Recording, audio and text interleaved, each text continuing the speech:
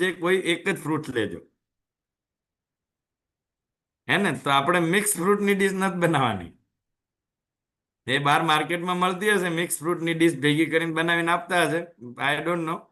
હા, પણ કાંઈ ઓપ્શન નથી તે દિવસે ખાઈ લેવાનું.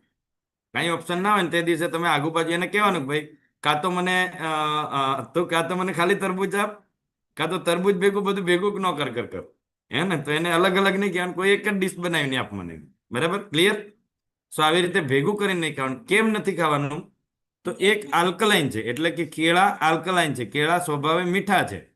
અને બીજું તો કે બીજી નારંગી છે, મોસંબી છે, આ બધી વસ્તુઓ હા છે. જો સર કે છે કે કારેલા અને કેરી ખાવાથી એક જ કલાકની અંદર રિએક્શન થઈ જાય તમને, હે ને? તો કારણ કે એક સ્વભાવે કડવા છે ને એક સ્વભાવે ઓલા છે, ખાટા. ખાસ મીઠું કે ચાટ મસાલો ફળની ઝેરી એસિડિક બનાવે છે. ખાસ ધ્યાન રાખજો. આ માર્કેટની અંદર જ્યારે પણ ફ્રૂટ ડીશ બનાવે છે ને, તો ઓલો મસાલો એટલો બધો નાખીને આપે ને કે બાપરે, વાત જવા દે. તો પાછા ફ્રૂટ્સ હતા જીલેસર આલ્કલાઇન, એટલે કે એમની અંદર એસિડિક માત્રા નથી, પણ તમે જે મસાલો અથવા તો જે નમક નાખવામાં આવે છે એ એને એસિડિક બનાવે છે. એટલે કે મીઠું અને ફ્રૂટ્સની અંદર રહેલા વિટામિન્સ મિનરલ રિએક્શન કરી અને ઝેરી તત્વને ઉત્પન્ન કરે છે. એટલે રાજેશ સર જ્યારે પણ ફ્રૂટ ડીશ બનાવીને આપે કોઈ, તો ચોખ્ખું કહેવાનું ઉપર જરા કે મસાલો ન નાખતો, કે ભૂલથી એમ. ઓકે? આવી રીતે ખાશો તો શરીરને કંઈક મળશે.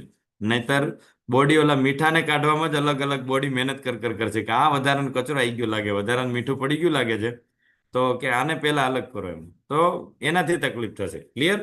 અમેઝિંગ. દૂધ એક સંપૂર્ણ આહાર છે પોતાના અંદર.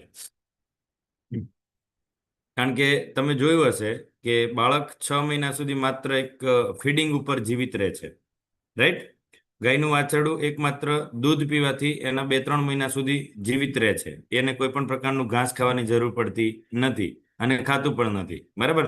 તો એવી જ રીતે દૂધ પોતાની અંદર જો તમારે પણ જીવિત રહેવું છે ને તમે ખાલી માત્ર દૂધનું જ સેવન કરો છો ને, તો પણ તમે મહિનાઓ સુધી જીવિત રહી શકો છો. તો દૂધ એક પોતાની અંદર સંપૂર્ણ બેસ્ટ ખોરાક છે. પણ ક્યારે?